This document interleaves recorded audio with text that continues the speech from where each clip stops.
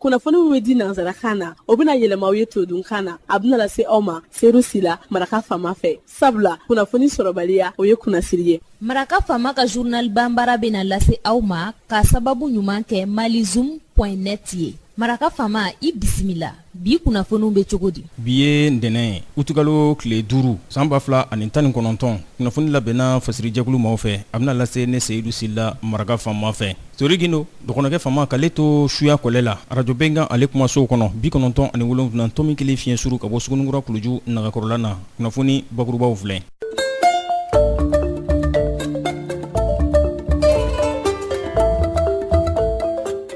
Maison de partenariat Bamako ani Angers ni ɲɔgɔn cɛ o ye ɲɔgɔnnajɛrɛ bisimila utikalo tile fɔlɔ ka taa bila tile filanan na a tun bɛ kwajo ko fɔ ka ɲɛsin kunnafonidilaw ani funangɛni minnu bɛ tɔn kɔnɔna na kɛlɛ dala sali ni basigi ye u bɛ se k'o kunnafoniw k'olu cari cogo min na bɛn ani kelenɲɔgɔnya u ka sabati anw ka jamana kɔnɔna na nin kwajo in labɛnna réseau plaidoyer lobbying maaw de fɛ baaraɲɔgɔnya u ni the National Endowment for Democracy n'u k'a ma bakuruba fɔla ko NED. Maliden musolaka fila n'u sigiyɔrɔ bɛn bɛ Faransi ma Maimuna Jibiba ani Mamu Ardoso olu ko k'u b'u ka dɛmɛ ta ka ɲɛsin maa degunenw ma minnu y'u sigiyɔrɔ bila Mopti mara la ka na Bamakɔ yan kɛrɛnkɛrɛnnenya la Senu u taara hɔn kɛ ka ɲɛsin u ma da dumunifɛnw ani finiw a hɔn kɛra jumadonya tɛmɛlen Senu u dagayɔrɔ la yen. Farafinna worodugunya fan fɛ wulikajɔ mangoro o sanni feere ale san baara o kun cɛra nka ko Senegal jamana ko kɛra a tɔnɔ bɔbaaba ye donkɔrɔ la kumabɔ olu ye nin ye minnu bɛna walawala aw ye sadani na aw ni ce maraka faama ka journal banbara lamɛnli la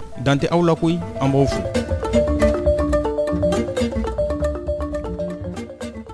An bɔra k'a fɔ sisan maison de partenariat Bamako ani Angers ni ɲɔgɔn cɛ a ye ɲɔgɔnnajɛrɛ bisimila utikalo tile fɔlɔ ka taa bila utikalo tile 2 la san 2019 in nin kɛra ɲɔgɔnnajɛrɛ kɛnɛ ye mun kɛra kwajo ye ka ɲɛsin donkɔrɔ ɲininaw ani funangɛniw ma minnu bɛ tɔn kɔnɔna na u bɛ se ka kɛlɛ dala sanni nɔgɔya ye cogo min na o fɛɛrɛw k'olu ɲɛdɔn wa u ka kɛ o kunnafoni jɛnsɛbaa ye bɛn ani kelenɲɔgɔnya o bɛ sabati cogo min na anw ka jamana kɔnɔna na nin ko in labɛnna réseau plaidoyer lobbying maaw de fɛ baaraɲɔgɔnya u ni the National Endowment for Democracy n'u ka ma bakuruba fɔla ko NED maa 30 bɔɲango minnu bɔra kunnafonidi sɛbɛnnikɛlaw a fɔlikɛlaw ani minnu b'a bila bɔlɔlɔ sanfɛ fo ka taa se funangɛniw ka fara ɲɔgɔn kan kulu minnu bɔra olu kɔnɔna na n'olu bɛ don réseau plaidoyer mɔgɔw ka baarabolo kɔnɔna na Bamakɔ yan ani Mali dugubaw kɔnɔ tile 2 bɔɲango u ye I ka dɔn ka fɔ kuma falen falenw ni ɲɔgɔn cɛ n'o de bɛ kɛlɛ yɛrɛ ye mun ye kɛlɛ suguya jumɛnw de bɛ yen nɔ kɛlɛ a bɛ se ka larawe k'a ɲɛdɔn cogo di kɛlɛ a bɛ se ka dala dilan cogo di sigika kuma o bɛ kɛ cogo di kɛlɛ bɛ se ka kunbɛn cogo di wa ka tila ka fara ɲɔgɔn kan ka I ka dɔn ka fɔ hakili falen falenw kɛnɛw sigi o baarabolow kan u ye olu waleya yaasa fɛɛrɛdaw u bɛ se k'olu kuntigɛ cogo min na balawu a bɛ dala sa Mopti mara la anw ka jamana kɔnɔ cogo min na coordinateur national réseau plaidoyer lobbying Amidou Traoré ale ko nin kɔni ye u ka se ka kɛlɛ dala sali u ka se k'o fɛɛrɛw dɔn cogo min na sigi ka kuma o siratigɛ fɛ anw ye nin tile 2 kalan nin boloda pour que journalistes ni jeunesse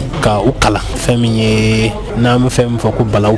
kɛlɛ fɛn min na ni kasara ye ni ala y'a se u bɛ se k'o gérer cogo min na an ka Mali kɔnɔ fɔlɔ n'a kun fɔra ko bunadamadenw kɛlɛla an kun bɛ jeliw wele mais an bɛ cɛkɔrɔbaw wele mais sisan démocratie tile in na an tɛ se k'an sigi k'an b'o bɛɛ makɔnɔ bi an mago bɛ Malifin minnu na minnu kalalen don minnu bɛ kodɔn o kodɔn sera ka sa an ko bi na n'i ko ko kɛlɛ o kɛlɛ ko k'a ban joona I b'i bolo si maa fɔlɔ minnu ma ni bɛɛ b'olu lamɛn o ye journalistes ye filanan I tɛ taa jamana si kɔnɔ bi k'i b'a sɔrɔ ko I t'a sɔrɔ ko jeunesse de man ca bɛɛ ye ni jeunesse man ca I b'a sɔrɔ musow ka ca donc an ka ni programme ni a financé bɛ NED fɛ an y'a juru la k'a fɔ vraiment Mali conflit bɛ yɔrɔ min na bi il faudrait que journalistes de bɛ se ka kunnafoni caman de di mɔgɔw ma n'u kalala gestion de conflit kɛcogo la kalanfa n'o ye Usumani Kɔrɔɲɔ ye ale ye maa jolenba ye maa hakili cɛrinen fɛn min ye kɛlɛ a kunbɛli ani kɛlɛ dala sali fo ka taa se lakanda fɛɛrɛw ale y'o maa jolen ye ale ko taasiraw de bɛ yen yaasa kɛlɛ dala bɛ se ka sanni nɔgɔya ye cogo min na fɛɛrɛ wɛrɛ t'a la c'est que a fɛɛrɛ kan ka dɔn c'est à dire bɛɛ tɛ se ka kɛ ko dilanbaga ye ni I t'a ɲɛdɔn n'i t'a ɲɛdɔn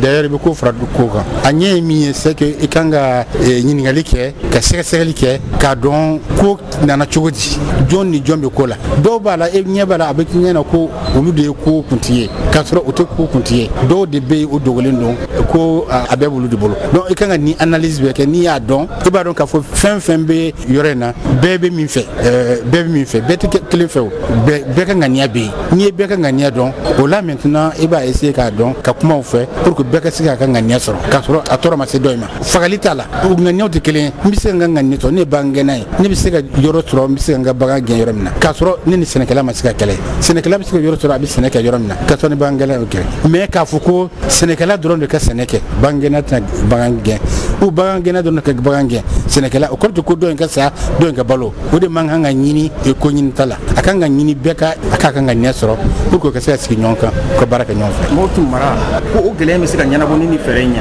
a bɛ se ka gɛrɛ ni o fɛɛrɛ ye et j'ai l'impression que o y'a faamu kɛlɛ tɛ foyi ɲɛ k'a fɔ ko fanga bɛ n na marifa bɛ n bolo n bɛ taa dɔ in i bɛ taa faga o tɛ a fagalen e min bɛ balo la o t'a kɛ ko in banna o a min fagara e y'a denw to e y'a balimaw to sini n'o fana ye fanga sɔrɔ n'i y'o se sɔrɔ o fana bɛ ni min faga o b'i ka mɔgɔ dɔ faga o kɔrɔ ko kɛlɛ in tɛ ko ɲɛ bɛn ka kuma ka sigi ka kuma est-ce que bien bɛɛ k'a dɔn ko bɛɛ ŋaniya ye min ye bɛɛ bɛ min ɲini ko in na sigikafɔ ka kɛ mɔgɔw ka kuma o ni ɲɔgɔn cɛ olu yɛrɛ ka kuma ni ɲɔgɔn cɛ pour que o bɛɛ bɛ se ka bɛn. Salimata Kamara ale sen donna kalanbolo in sɔrɔli la a nisɔndiyara kosɛbɛ a m'a dogo. Ni kalanbolo in na définition tɛ kɛlɛ la kɛlɛ fɔ ɲɔgɔn kɔ de mɔgɔ minnu hakilinaw ma se ka kɛ kelen u bɛ fɔ ɲɔgɔn kɔ bon walasa olu ko bɛ se ka labɛn stratégie technique dɔw de bɛ mɔgɔw kan ka tɛmɛ o étape fɛ donc o étape ninnu suguya ka ca n'i bɛ fɛ ka kɛlɛ ban mɔgɔw ni ɲɔgɔn cɛ médiation de bɛ na médiation bɛ kɛ de n'a sɔrɔ mɔgɔ minnu tɛ fɛ ka ɲɔgɔn ye ni kɛlɛ juguyara sisan par exemple minnu tɛ fɛ ka ɲɔgɔn ye donc médiation bɛ kɛ au niveau la ni médiation yɔrɔ tɛmɛna sisan n'o ye accepté ka se ka ɲɔgɔn ye dans ce cas an bɛ taa négociation na c'est pour que bɛnkan ka se ka k'u ni ɲɔgɔn cɛ donc médiateur ka baara ye ka se ka négocier kɛ pour que u ka se ka bɛn kan kelen ma donc négociation tɛmɛna sisan an bɛ taa collaboration na bɛɛ k'i ka laɲini fɔ ne bɛ fɛn min fɛ ne bɛ sɔn ne ma ne tɛ sɔn ma donc u bɛ bɛn fɛn dɔ kan. maa minnu sen donna nin kalanbolo in sɔrɔli la u ye réseau plaidoyer lobbying u y'a fo kosɛbɛ baarakuncɛ waati a n'a dɛmɛba jɛkulu n'o ye the national endowment for democracy bakuruba fɔla ned u ka nin kalanbolo in kɛnɛ sigili la ka tila k'a fɔ k'olu ye kalan minnu sɔrɔ k'u bɛna taa kɛ u yɛrɛ nafalan ye ani maa wɛrɛw nafalan ye yaasa kɛlɛ dala bɛ sa cogo min na nɔgɔya sira fɛ.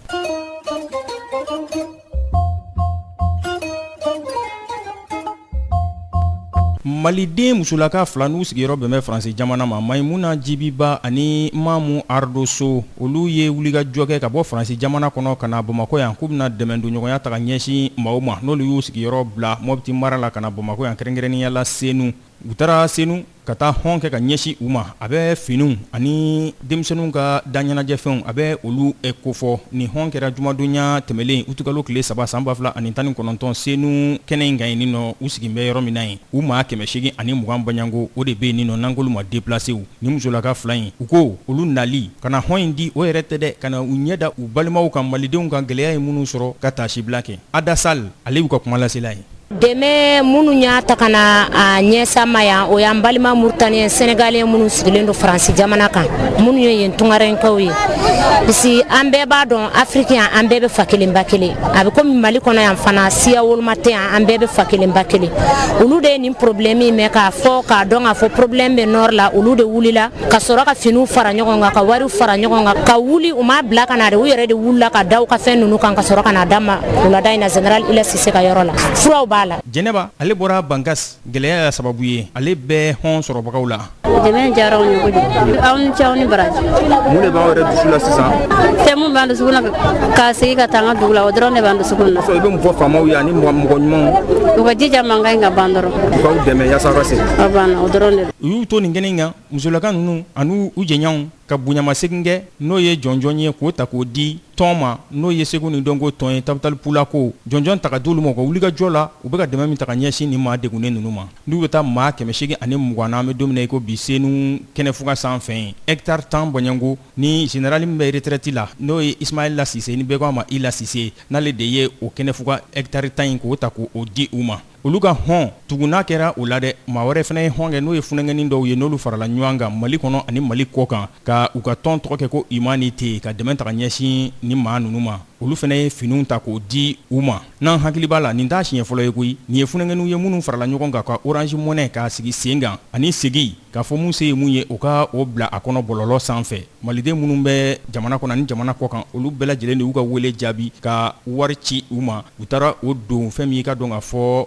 hɔn na n'o bɛ samaraw a bɛ daranw a bɛ fini dontaw a bɛ dumuniw a bɛ olu kofɔ u y'o de sansa ka t'o di ni maa degunnen ninnu ma a bɛ taa fɛn min ka dɔn ka fɔ ji min ta ji ɲuman fo ka taa se fɛn min ka dɔn ka fɔ malo bɔrɔ 245 sukaro bɔrɔ 33 makɔrɔni o carton 100 tulu o bidon 13 nɔnɔmugu o saki 12 minɛn minnu n'olu bɛ kɛ ka tobili kɛ dadɛbɛnw u n'a ɲɔgɔnna caman nin kulu in n'o ye humanité n'o ye funɛngɛniw ye ekɔlidenw de don koyi n'u farala ɲɔgɔn kan mali kɔnɔ yan ani mali kɔ kan ka nin dɛmɛniɲɔgɔnya taga ɲɛsin ni maa degunnen ninnu ma wa u tilara ka buguso 73 ko o dilan u ye ka tila ka basi biri o buguso ninnu na ji kana se ka don u kɔnɔ cogo min na yaasa maa ninnu bɛ se ka lafiya cogo min na ka furakɛli taga ɲɛsin ma minnu bananen kun don wa sanga ni sanga u to ka wuli ka t'u ɲɛ da u kan k'a lajɛ degun bɛ minnu kan u se ka dɛmɛ taga ɲɛsin olu ma funɛngɛni ninnu an b'u fo n'o ye humanité funɛngɛniw ye nin bɛɛ lajɛlen tun bɛ se ka ninnu ladege sa.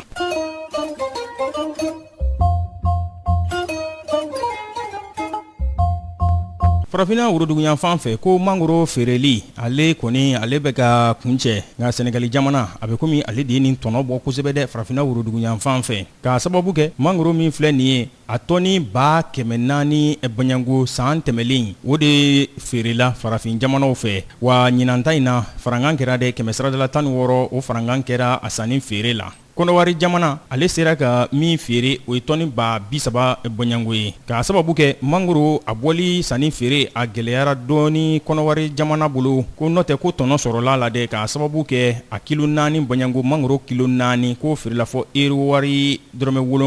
7 banyango o bɛ taa 1000 dɔɔni k'a jɛ yalima 900 ani buruburu ko nka ko Senegali jamana ko ale de sera ka caman labɔ kosɛbɛ k'a sababu kɛ hali sisan olu kɔni bɛ ka a sago ka taa n'a ye ko k'a sababu kɛ ko Brésil jamana tun bɛ taa n'a ye nanzara jamanaw la nka gɛlɛya ye olu sɔrɔ ani Peru jamana ko Senegali jamana de bɛ ka olu nɔrɔ bila mangoro sanni feere la tubabu jamanaw don fiyɛw kɔnɔna na.